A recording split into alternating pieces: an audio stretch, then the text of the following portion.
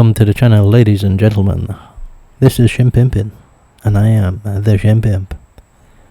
Coming in with chapter 1121 of One Piece, titled The Ebb and Flow of the Ages. Essentially, what has happened here is we're about to leave Egghead, still facing the Gorosei resistance, trying to prevent anyone from going. But apparently we're seeing where Bonnie is getting second wind. So, the chapter starts off and Luffy's basically warning everybody not to touch these hands of Saturn because the spider legs are poisonous. All the giants have the shields up. Nothing good can come from this intense attack, it seems. Luffy winding up and complaining about why this dude not staying down, but we've already established that these guys are pretty immortal, and therefore unkillable.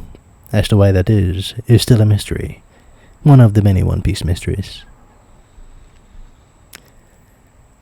Essentially, what's happening here is Bonnie is second-guessing herself. Luffy is looking at her and wondering what's up with that, you know? And he sees an attack coming in from Saturn to Bonnie and he deflects it. And then Bonnie jumps up like a Super Saiyan, not sure what she's up to here. But Saturn looks over and says, "Bonnie, yes!" She's breathing heavily for some reason. Well, keep in mind, she did revert from Gear 5 back into her normal form, and now she's back in Gear 5. So, suffice to say that she's using a lot of energy. And she is winded. Luffy's saying, "That's it, you got this," as he has stated many times before. Continuing on with the message of Vegapunk. A day of awakening is coming where all the pressing secrets of the Wide Century will be uncovered. Vegapunk says we know the weapons technology that sunk the world's continent is still in use. That power is out there. While he says this, we see Skypiea, Shirahoshi, as well as Vivi. And we know Shirahoshi is one of the ancient weapons, Poseidon. And we know Vivi is privy to the ancient weapons as well. Not sure what Canis has to do with it, but we see Canis walking around, and we see the heavenly guards, the Chandrians. Vegapunk continues on. Those with rare and unique racial ancestry are relentlessly persecuted and slaughtered to this day. Due to some mysterious quirk of history, it seems. And Kuma flashes back to being a buccaneer and wondering why his blood is so special. And we see Marco in the Whitebeard village, reminiscing about what Whitebeard said to him about the kingdom of gods. And we see Albert, the Lunarian. He's just quietly thinking to himself about what the world government offered for any information upon his race. Apparently, any information leaked about him would give the bearer of such information up to 100 million berries. And then we also cut over to Pudding, the daughter of Charlotte Linlin, the three-eyed child. She's got 3 eyes and she's wondering about her special heritage. And apparently we cut back to the action, and Bunny's gearing up. Saturn is all upset, saying that, you're still just a carbon copy and you're not really doing anything, you're just a mimic, a facsimile. Mars said that she's a facsimile, but Mars is off into the sky somewhere, we're not sure where he is right now. And yeah. Apparently Luffy is saying that's enough of that, and coming in with a booming down stamp and stamping his spider legs away. He's laughing while Bunny's there crying. As Bunny's there thinking about all the stuff that Saturn did to her. All the stuff Saturn did to Kuma. All the stuff Saturn did to her mama. And we see Kizaru and Sentamaru as she's reminiscing.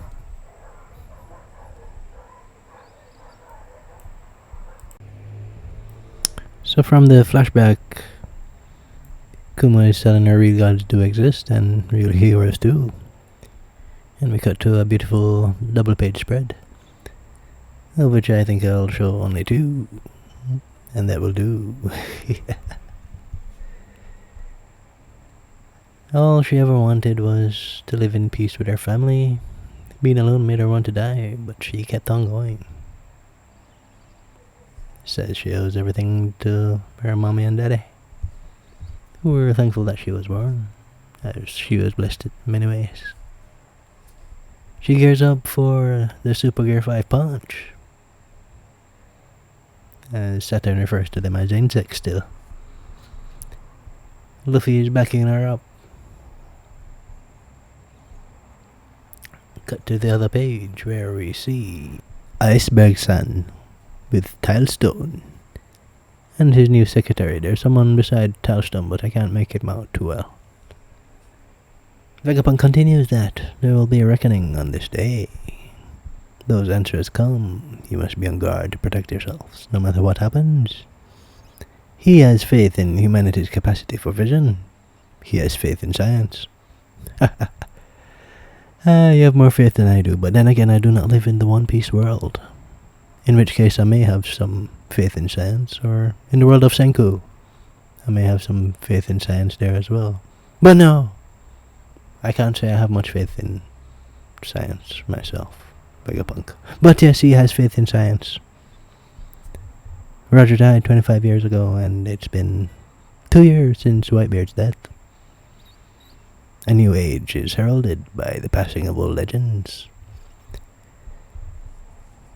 As we see Bonnie send the Nika punch, the liberating Nika punch, straight to the face of Saturn. Luffy backs her up with a barrage of Gatling, the booming Dawn Gatling. He got punched full of holes and gets sent flying off the ship. He may land in water, but I don't know, these guys may survive the ocean splash. Something about these guys don't sit too well with me. I don't think they're down. They're down for a moment, but they're definitely not down permanently. They are the Gorosei, after all. Vegapunk continues, today there are certain individuals that cannot be oppressed. Because apparently they'll turn around and kick your butt. Turn around and kick your ass. The giant pirates celebrate, yeah! As Bonnie is crying. And Luffy's laughing, saying, "Ha, we really sent him flying there, Bonnie." Kuma is just stoic. It seems that there is a small smile on his face somehow. But he's thinking to himself, good job. We see the giant captains looking up. Oi, that's your ship, isn't it? We see the Sunny flying off of Egghead. Of course, Usopp is panicking. And Chopper is panicking on the head of Jinbei. And Zoro, of course, is on alert just in case anything takes place. If any other girls they want to come up in and try chopping, you know? You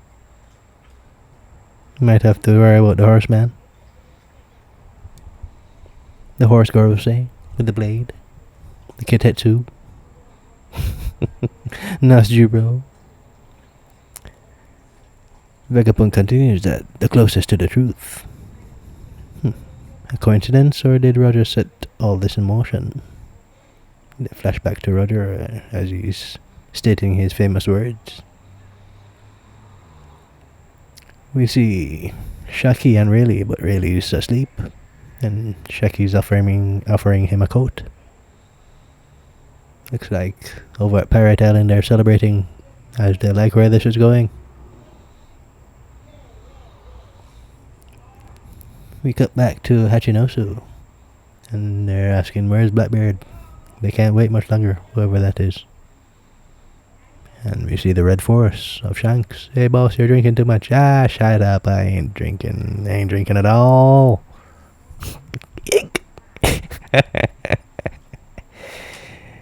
And we go to Chairman Buggy as his crew are celebrating his greatness. And says that he always exceeded our expectations, Captain D. Buggy. On the Empty Bluffs Island. Crocodile is disgusted, and Mihawk is definitely not amused. But they're now swept away on the wave of the One Piece, and they can't do anything about it. Come on, Croco boy, you know your dream was to be Pirate King. Hey. The Navy headquarters. There's no way they'll just stand by. They want to go and get it first. The Navy is interested now in the One Piece. They seem to want it. Well, Vegapunk says there ain't no stopping it now. Ain't no stopping it now. We're on the move. The fate of this world will be decided by whoever finds it. Yes, it all depends on who finds the One Piece. As we see Shanks looking all calm. Luffy in Gear 5 definitely happy. We see Blackbeard looking all scary angry. Can never tell with that guy. He's angry and happy at the same time. And Buggy, he is sad and happy at the same time. He's laughing but he's crying, and he's laughing and crying at the same time. So it all depends on who finds that One Piece, you know. And since the Marines are interested, we see Shakazuki with his cigar. We see Dragon. We see a silhouetted figure with a saber. As to who that is, I'm not sure. We also see Emu and Kobe, as well as the Iceman Kauji, and Fitzgarland. Yes, from the Holy Land, as well as Sabo. So, the Yonko, as well as all of these other figures, are in the battle for the One Piece. Who will find it first is yet to be decided. According to Vegapunk, there is no stopping this now. So, all in all, a decent chapter. We got to see some folks that we haven't seen in a while. Got to see Shanks' ship again. Got to see Ray, Rayleigh, Vivi, Shirahoshi. And the Sunny is about to land in the ocean. So we're just about off Egghead now. Can't complain about that. I give this chapter a solid 8 out of 10. It's pretty good. It's pretty awesome. I'm liking it. There will be a break next week, unfortunately. So we'll have to suck it up and do without some One Piece for a while. But yeah, got to see Bunny come back in again, regenerate in Gear 5, even though they still think she's just a carbon copy. But she can still pull off a good punch, a good decent punch. She'll get better. I think she will get better. See Iceberg, and we also saw who? Oh yes, we saw Caesar the Clown, as well as Sanji's father, Judgy, as well as Nami's mentor from the Weather Island. And we also see a page where the other two girls are defeating the giant robot. You know, with a hype up like that for the giant robot, I really thought that, you know, Luffy would have given some instructions to this robot and at least say, yeah, you know, go ahead, do your thing. And then we'd at least see what the robot was capable of doing. But we did not get that, and if I got that, I would have given it a 10 out of 10. For sure. But the robot is just in smokes. Not doing much at all. Not doing much at all.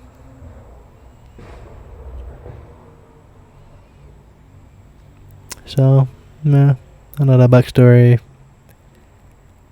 for Bonnie. I think the flashbacks do help, and they are good, and I thought we had enough of it already, but you don't know how One Piece is. We'll often flashback to flashbacks. So sometimes it can get annoying, but in this case it kind of worked. You know, it's not too, how it is, off-putting. Yeah, it's pretty good. Yeah, because the backstory for Kuma is pretty deep and pretty dark, and Bunny is intimately connected to it, so it's still fresh in our memory, and as I said, it's not an off-putting flashback, so it works. Getting to see Iceberg again is cool. Caesar and Judge. The Weatheria guy. I can't remember his name right now. Yeah, seen a lot of faces. Saw Lunarian, saw Marco. Saw a lot of different reactions across the world.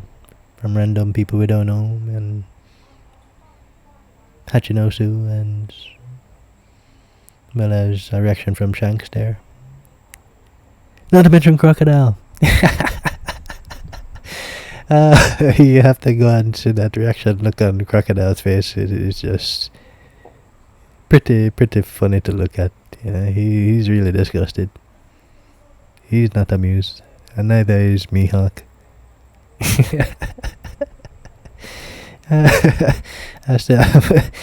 I'm looking at these guys right now, and they look pretty pissed. They're pretty pissed about this situation. Buggy is probably regretting that he said what he said, but he said it. After all, he is Buggy the Clown, coming from very far. Yeah. Coming from the bottom, now we here. Yeah. Coming from the bottom, now we here. It's Buggy.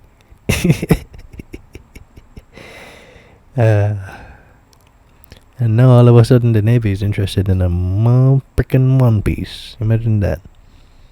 That was a thing for pirates to be chasing. Now you want to chase the One Piece Navy? Navy? You want to be more like pirates now? Huh? Alright. I see where y'all go with this. See if you send Kobe on the mission. Because if you do send Kobe on that mission, then most definitely we will be clashing with Luffy for sure. In the battle for the One Piece. In which case we'll have to fight.